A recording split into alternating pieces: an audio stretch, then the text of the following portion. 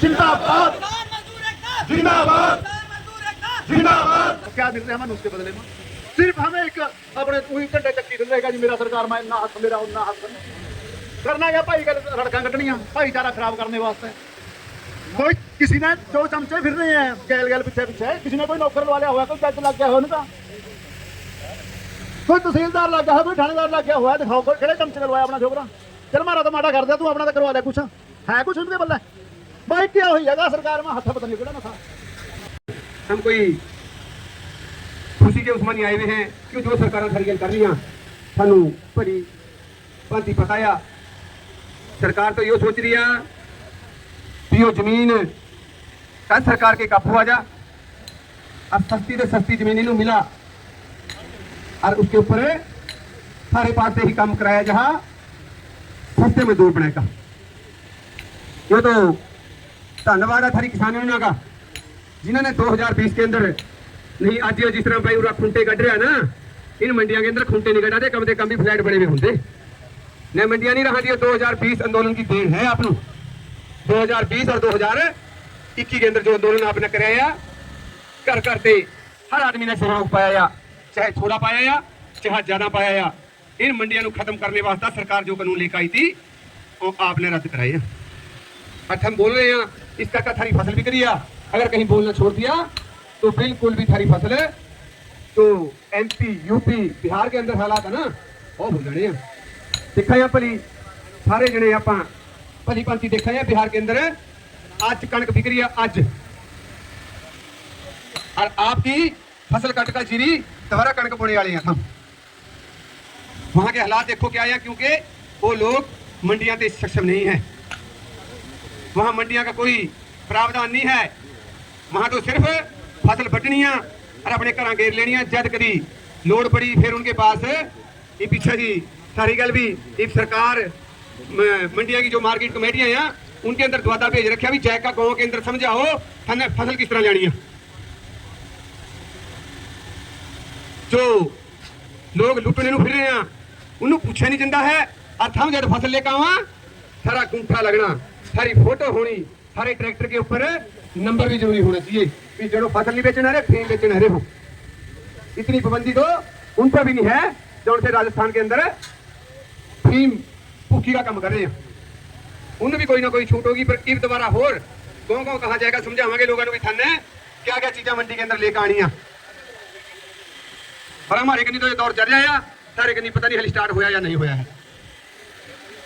हर गांव के अंदर 10-10 गांव इकट्ठे करके बात समझाई जा रही है भी आपने ट्रैक्टर के ऊपर नंबर लिखा कर लेना है। फिर तो पहला क्या भाईचारा था भी एक बंदे की फसल अगर बढ़ रही है दूसरा पड़ोसी ध्यान कर लेकर आता भी भाई कोई ना तो बढ़वा ले, मैं देख लूंगा तो खेत में रहो, मैं बैठा मंडी में पर ना। एक तो अगर आप ट्रैक्टर की गैल नहीं जाएंगे, आपकी फोटो नहीं उतरेगी तो शायद आपकी फसल की ढेरी भी ना होने देना मंडी के अंदर। रही बात ट्रेड डील की, ट्रेड डील का आपनू सारा पता या हर फोन के ऊपर रह रहा आपने इसका विरोध करना है डटका भी भाई जो सरकार ये ट्रेड डील लेकर लग रही है हमने ये मंजूर नहीं है, क्योंकि अगर वहां दे बाहर दे सामान आपके देश के अंदर रह गया फिर आप वाली फसल कोई पूछेगा नहीं यहां से। इस करके आपका बहुत बहुत धन्यवाद है जो आप आज यहाँ इतनी।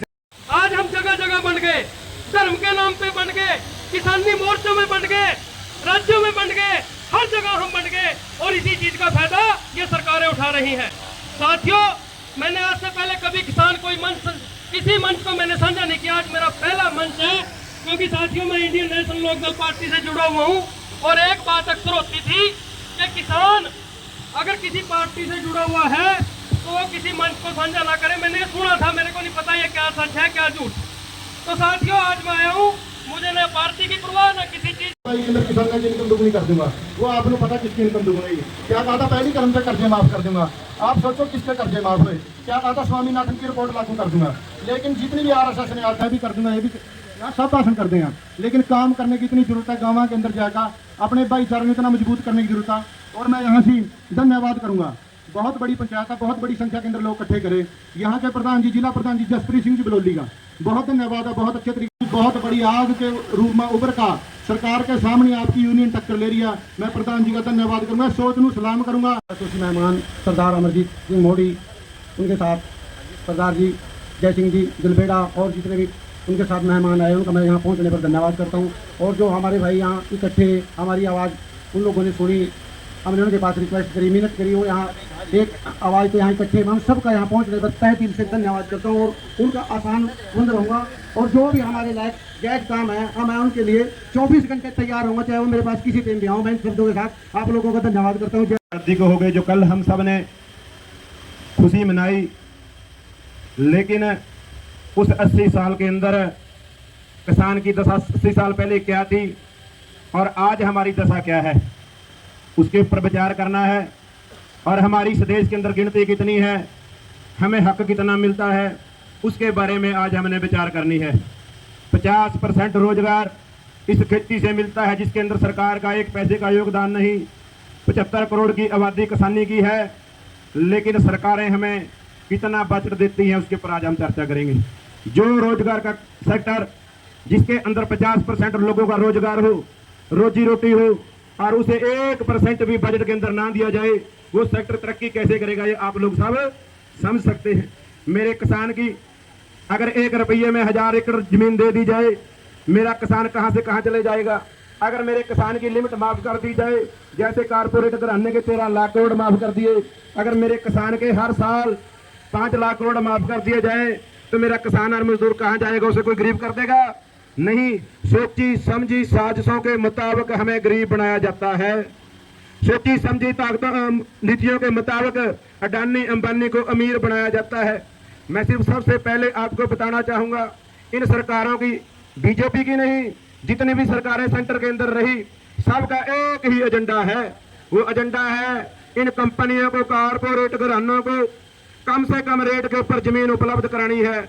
उसके अंदर वो फैक्ट्री लगाए, उसके अंदर वो खेती करें, उसके अंदर वो कुछ करें। और हम सब जितने लोग 140 करोड़ की आबादी, वो सिर्फ अडानी अंबानी के दरवाजे के प्रतिफल लेकर कम से कम रेट के ऊपर उनके वहां नौकरी करें।